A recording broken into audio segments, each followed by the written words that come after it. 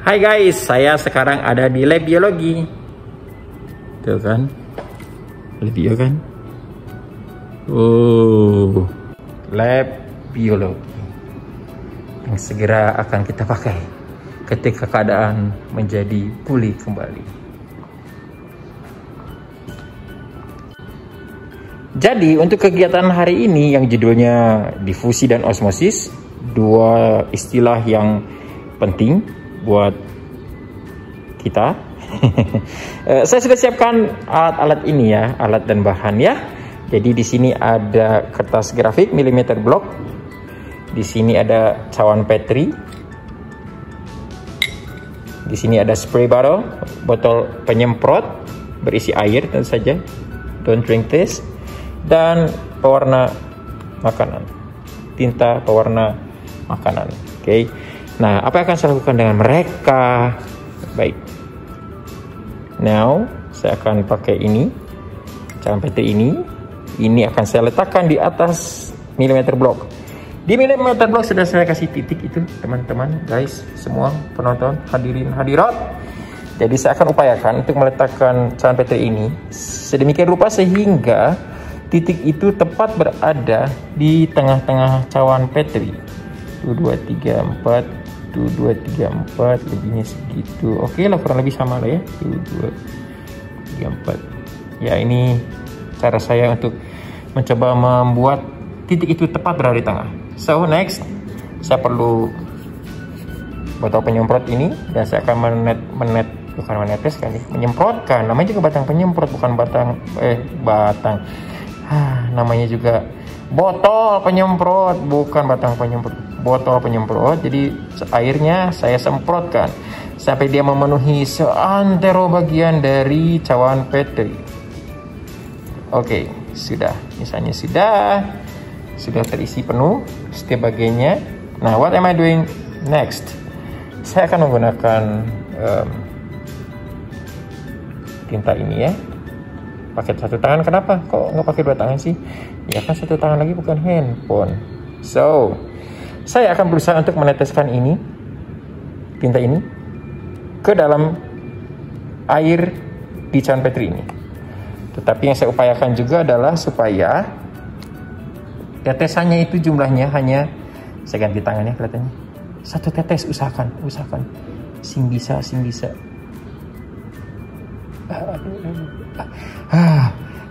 Oke. Jadi kita lihat di situ bentuk apakah ini? Ya, saya sudah teteskan di titik awal di 0 detik. Ini udah sekian detik ya, mungkin 2-3 detik. Nah, lihat ya bahwa sejak awal, sejak permulaan, sejak pertama kali tinta ini menyentuh air di dalam cawan Petri, nggak segede gini kan? Lalu dia kemudian sekarang meluas. Inilah salah satu contoh eksperimen yang kita lakukan di lab biologi untuk menguji difusi, guys. Difusi, saya ingatkan lagi, adalah pergerakan, movement of particles, pergerakan partikel atau molekul dari satu tempat ke tempat yang lain. Ini maksudnya gimana sih?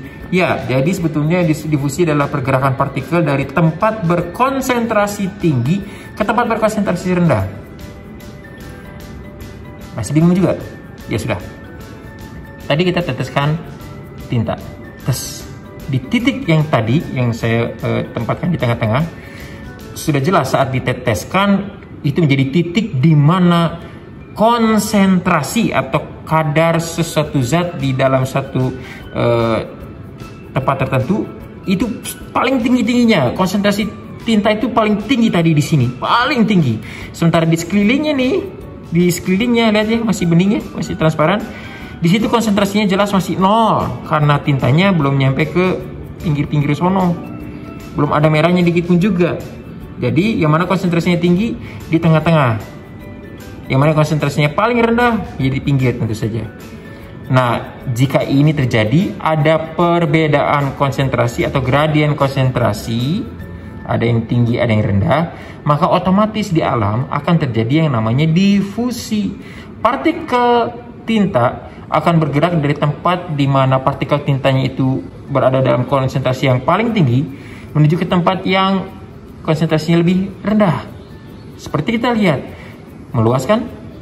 Kenapa pakai kertas grafik? Karena memang iya, kertas grafik ini dipakai untuk supaya kita bisa tahu seberapa luaskah tintanya yang kita teteskan ini. Dari awalnya mungkin cuma 1 cm persegi. Ini kan milimeter blok ya, 1 cm kali 1 cm. Lalu kemudian ada kotak-kotak kecil, sangat kecil yang 1 mili persegi, 1 mm persegi. Nah, jadi dengan menggunakan milimeter blok kita bisa tahu luasan cakupan dari tinta ini. Sejalan dengan berlangsungnya difusi, maka tentu saja luasan coverage dari si tinta ini akan makin bertambah, dan makin bertambah. Kita tunggu ya. Jempol. A few moments later. Dan setelah beberapa lama kemudian, akhirnya tinta merah ini sudah menyebar dengan luas memenuhi seluruh bagian dari cawan Petri ini, dan selesailah.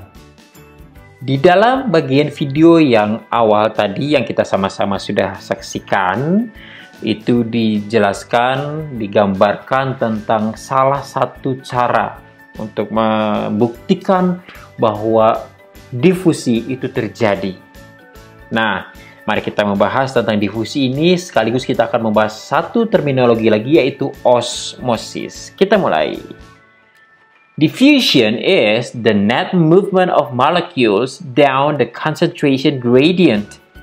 Jadi, difusi adalah pergerakan yang murni, artinya yang bergerak itu hanya si molekul-molekul, pergerakan dari molekul-molekul down the concentration gradient. Pergerakannya itu mengarah dari atas ke bawah, turun di mana nih? Di concentration gradient, gradien konsentrasi. Concentration gradient itu artinya perbedaan konsentrasi.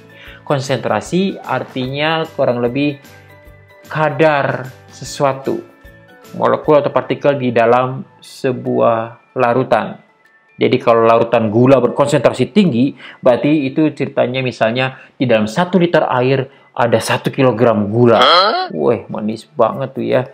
Sementara kalau larutan gula berkonsentrasi rendah, mungkin dalam 1 liter air berisi 2 sendok makan gula. So, dalam kasus difusi adalah pergerakan molekul dari tempat berkonsentrasi tinggi ke tempat berkonsentrasi rendah. Oke, itulah makna diffusion. Ada bahasa Indonesianya. Difusi adalah perpindahan molekul dari tempat berkonsentrasi tinggi ke tempat berkonsentrasi rendah. Seperti yang terlihat dalam percobaan tadi tuh di awal video.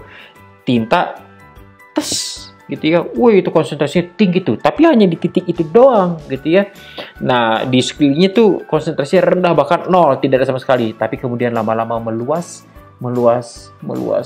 sehingga akhirnya the concentration is equal all over the Petri dish. Sehingga akhirnya jadi pergerakan molekul itu berhenti ketika konsentrasi molekulnya itu udah merata di semua bagian. Oke, itu definisi dari difusi. Nah, berbicara tentang sifat-sifat larutan, itu ada 3 yang kita akan lihat di sini sama-sama. Pertama adalah hipotonis, kedua adalah hipertonis, dan yang ketiga adalah isotonis. Hipo itu artinya di bawah. Hiper artinya di atas. Atau mungkin kalau kita mau terjemahkan, hipo artinya lebih rendah karena di bawah. Dan hiper artinya lebih tinggi karena di atas. Iso artinya sama, ya. Tonis itu berbicara tentang konsentrasi. Jadi hipotonis artinya larutan yang konsentrasinya lebih rendah dibandingkan dengan larutan pembandingnya. Hipotonis adalah larutan yang konsentrasinya lebih rendah. Sementara hipertonis itu keadaan di mana konsentrasi suatu larutan itu lebih tinggi. Jadi kalau bicara tentang concentration gradient, ada bagian yang konsentrasinya tinggi, ada bagian yang konsentrasinya rendah. Nah, yang konsentrasinya tinggi, lebih tinggi, namanya hipertonis. Yang lebih rendah namanya hipotonis. Terjadilah pergerakan molekul, difusi, Dan sampai kapan difusi itu terjadi? Sampai konsentrasi larutannya semuanya sama, isotonis. Keadaan di mana konsentrasinya sama, konsentrasi larutan sama. Hipotonis, hipertonis, isotonis. Nah, contoh difusi sehari-hari adalah misalnya pertukaran oksigen dan karbon dioksida di alveolus. Itu nanti kelas 8 kita belajar ya. Jadi berbicara tentang sistem pernafasan mulai dari hidung terus masuk ke dalam ya rongga hidung, lalu kemudian ada faring. Nanti deh, daripada bikin pusing gak usah saya jelasin. Tetapi di dalam paru-paru kita kanan dan kiri itu ada bagian yang paling ujung. Bentuknya seperti kantong-kantong, jutaan isinya, banyaknya. Dan ini yang disebut dengan alveolus. Alveolus inilah terminal akhir udara dari luar masuk, oksigen masuk sampai ke dalam paru-paru. Nah, alveolus itu dibungkus oleh pembuluh darah yang paling kecil namanya kapiler. Nah, disinilah antara alveolus dan kapiler terjadi pertukaran antara oksigen dan karbon dioksida. Oksigennya masuk ke dalam tubuh untuk disebarkan ke semua sel. Karbon dioksida dari masing-masing sel sebagai sampah itu dikeluarkan untuk kita hembuskan keluar. Seperti itu. Pertukaran oksigen dan karbon dioksida yang terjadi di alveolus itulah contoh difusi. Menyebarnya sirup saat dituangkan ke gelas yang berisi air putih juga contohnya. Jadi tinggal gampang nih di rumah nih. Siapin secangkir atau segelas air putih. Kita sebutnya air putih ya. Walaupun tidak berwarna sebetulnya. Air putih, lalu kemudian teteskan sirup. Mereknya Pip misalnya atau Pip whatever, tapi tuangkan atau teteskan beberapa tetes sirup. Dimin aja. Kita akan melihat bahwa kemudian sirupnya itu menyebar. Asalnya air putihnya tidak berrasa, jadi manis ya. Silahkan dicoba.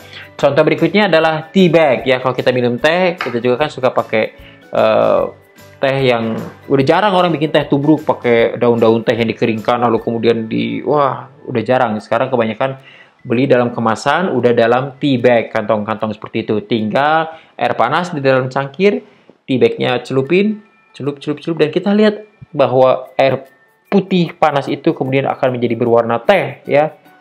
Coklat, kemerahan itu nyebar. Contoh difusi. Dan contoh difusi lainnya adalah parfum pewangi ruangan.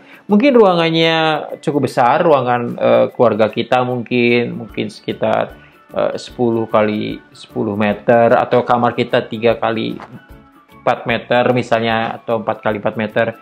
Nah, mungkin kita pasang pewangi ruangan di atas di dinding yang kita set menyemprot cerot setiap mungkin 30 menit, 15 menit atau bagaimana di set seperti itu. Nah, kan cuma ada satu titik tuh si pewangi ruangannya, dia nyemprot seperti itu. Ya. Satu titik doang dalam ruangan yang ya sebesar itu, cukup besar. Tapi walaupun kita berada di sudut lainnya, sudut yang berlawanan dari penyemprot pewangi ruangan itu, eventually kita akan mencium wanginya. Wangi. Kok bisa dari tempat yang relatif berlawanan di dalam ruangan itu, kemudian wanginya kita bisa cium? Karena difusi menyebar. Partikel-partikel wangi itu menyebar hingga sampai di hidung kita. Seperti itu. Itu contoh difusi sehari-hari. Nah, next, osmosis. Nah, ini istilah yang kedua ya. Osmosis adalah the movement of a solvent such as water through a semi-permeable membrane into a solution of higher solute concentration. Pusing bacanya. Tapi nggak apa-apa deh. Oke, ini slide ini mau menyampaikan kepada kita bahwa berbicara tentang larutan itu tuh yang ada isotonis, hipertonis, hipotonis. Larutan, yang namanya larutan itu bisa terbagi, bisa dikelompokkan, bisa diklasifikasikan komponen-komponennya ke dalam dua komponen. Yang pertama adalah solvent dan yang kedua adalah solute. Solvent itu pelarut. Solute itu zat terlarut. Ya, jadi moga-moga ini tidak bingung ya. The movement of a solvent. Berarti ini ada pergerakan dari pelarut seperti air, water, ya, melalui membran semi-permeable. menuju ke larutan dengan kadar solutnya, zat terlarutnya lebih tinggi. Ya, ini apa namanya, breakdown dari sebuah larutan. Ada solvent, ada solute. Solvent pelarut, solute adalah zat terlarut. Contohnya misalnya larutan garam. Larutan garam itu adalah larutan yang terdiri atas garam dan air dan garam. Larutan gula itu adalah suatu larutan yang terdiri atas air dan gula. Yang mana yang solvent atau pelarut? Air. Solvent itu umumnya air. Majority air itu solvent atau pelarut. Ya, solutnya bisa macam-macam, sehingga kalau di larutan garam, solutnya adalah garam. Larutan air, larutan gula, ya solutnya adalah gula. Larutan seblak mungkin, maka solutnya adalah seblak. Larutan kue balok, maka ada gitu, nggak ada ya. Maka solutnya kue balok dalam kasus ini. Itulah tentang solution, dan inilah definisi osmosis dalam bahasa Indonesia supaya nggak pusing. Osmosis adalah difusi air melalui membran semi-permeable. Kalau kita bicara tentang difusi tadi, kita bicara tentang pergerakan partikel. Tapi ketika kita bicara tentang osmosis, kita bicara tentang pergerakan air. Kita hanya akan fokus pada air. Sesungguhnya kenapa terminologi ini adalah terminologi yang paling saya sukai, karena kata osmosis itu bisa didefinisikan dengan berbagai cara, tapi saya paling suka definisi ini karena definisi ini, difusi air melalui membran semi-permeable, mengatakan bahwa satu, saya hanya perlu fokus pada air. Difusi air, jadi osmosis adalah pergerakan air. Karena difusi berarti air itu akan bergerak dari tempat berkonsentrasi air lebih tinggi ke tempat berkonsentrasi air lebih rendah. Oke, nah itu yang pertama, difusi air. Hanya itu yang perlu saya perhatikan dalam kasus osmosis. Dan yang kedua, definisi ini mengatakan kepada saya bahwa osmosis itu harus terjadi melalui membran semi-permeable. Jadi harus ada membran semi-permeable. Tanpa adanya membran semi-permeable, bukan osmosis. Osmosis, sekali lagi, difusi air melalui membran semi-permeable.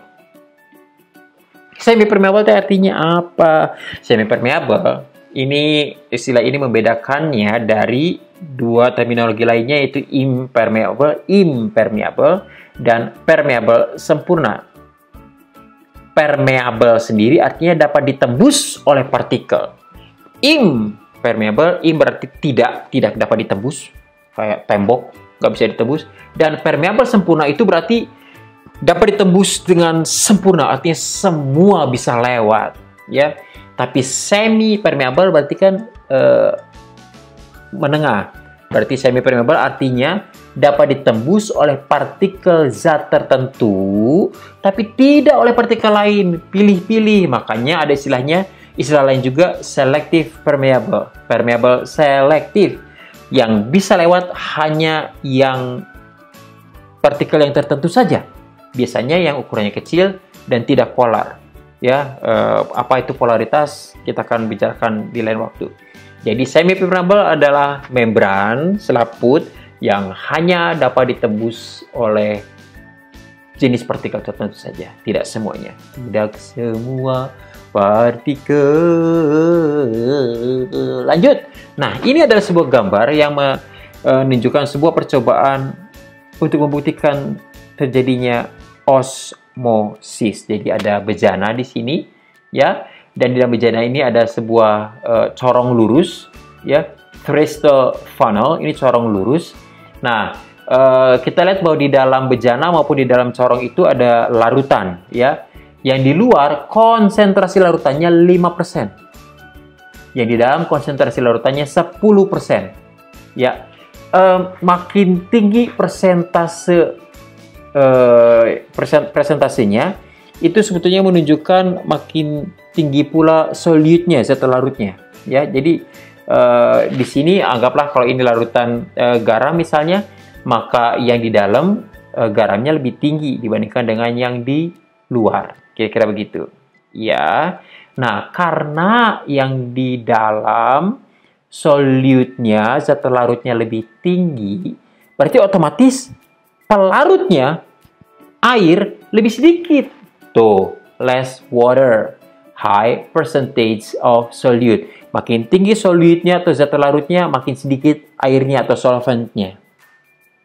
Maka kita lihat di sini, karena ini lebih rendah, solute-nya, 5% itu solute-nya, lower percentage of solute, maka berarti there will be more water. Makin rendah solute-nya, makin tinggi solvent-nya. Makin rendah zat larutnya, makin tinggi pelarutnya. Ini makin tinggi zat larutnya, makin rendah pelarutnya. Semoga dipahami ya. Nah, karena ini 10%, ini 5%, ini ada concentration gradient, gradien konsentrasi, perbedaan konsentrasi. Dan ingat, corong ini di bawahnya ini ceritanya dikasih membran. Ini kasih membran. Membrannya sifatnya semi permeable. Ya, semi permeable. Wow, ada membran semi permeable. Berarti osmosis dong. Bisa terjadi difusi dan ada membran semi permeable-nya osmosis. Ini pasti osmosis. Betul nggak? Betul. Dan karena ada membran semi-permeable, maka partikel terlarutnya, solutnya itu nggak akan bisa lewat. Yang bisa lewat hanya air. Ini udah bener-bener nih pasti osmosis. Kenapa? Karena yang bisa bergerak hanyalah air, dan air akan bergerak dari satu tempat ke tempat yang lain. Difusi air melalui membran semi-permeable. Yeay. Nih ya, ini merah nih. Nah ini membran semi-permeable. Oke, membran semi-permeable tidak bisa dilewati oleh partikel tertentu, tapi hanya bisa dilewati oleh partikel lainnya. Partikel yang bisa lewat hanyalah apa di sini? Solvent, air. Cuman air yang bisa pindah. Partikel-partikel ini tetap di tempat, ya, tetap di tempat, nggak bisa lewatin membran semi-permeable ini. So, net movement of water inside crystal funnel. Jadi bisa bergerak hanya air, solute-nya tetap. Akibatnya, karena solutnya tetap, airnya pindah, maka lihat di sini nih airnya. Yang mana yang konsentrasinya, ini osmosis kan? Osmosis difusi air melalui membran semi-permeable. Air akan berpindah dari tempat yang konsentrasi airnya tinggi, yang mana yang konsentrasi airnya tinggi di luar corong, yang mana konsentrasi airnya rendah di dalam corong. Berarti air akan bergerak dari luar ke dalam. Sehingga air akan bergerak dari luar ke dalam. Akibatnya lihat. Permukaannya tadi segini, turun. Yang di luar berkurang. Yang di dalam permukaannya tadi segini, naik. Yang di dalam bertambah. Mengapa? Karena air masuk ke dalam. Solution rises due to movement of water towards higher percentage of solute. Ya, jadi permukaan larutan di dalam corong ini naik, meningkat. Ya, karena pergerakan air. Karena pergerakan air menuju ke tempat yang konsentrasi zat larutnya lebih tinggi.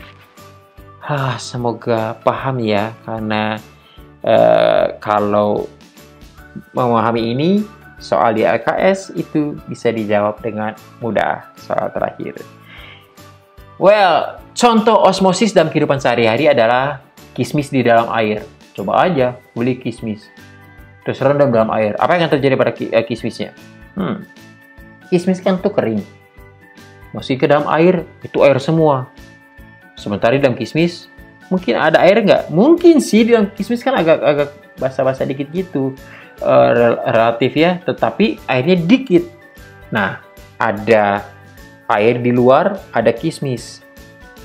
Guys, FYI bahwa semua membran sel itu sifatnya semi-permeable. Berarti kismis, karena asalnya dari buah anggur, berarti itu adalah sel, pasti ada membran selnya. Membran selnya sifatnya semi-permeable. Di luar kismis ada air, di dalam kismis airnya dikit banget. Apa yang akan terjadi? Konsentrasi air lebih tinggi di luar kan, maka air akan masuk ke dalam kismis.